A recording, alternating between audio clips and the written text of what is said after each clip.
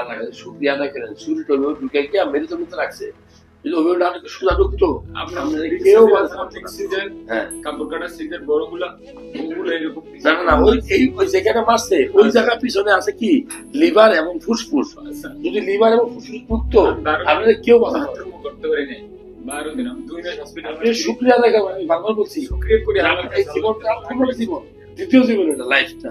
আমার এই ক্যাঙ্গের সার্টিফিকেট আমি দিয়েছি 41 দিন, তারপর কি সমস্যা বলো? থেকে এই সব নিতে এখন কি সমস্যা বলো? স্যার আমি বসলে উঠতে পারি না, বসলে কোন ধরনের সমস্যা?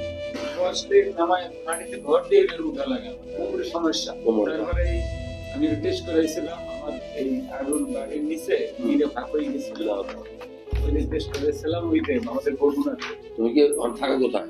বাড়িতে থাকি বরগুনাতে রেখেছি না? না, চিকেন আছে 2008-এ। আচ্ছা, ওই এক্সেন্ডের বাড়ি শরীর ওই সময় বন্ধু বান্ধব আসছিল, হ্যাঁ চিল্লেই মারলো।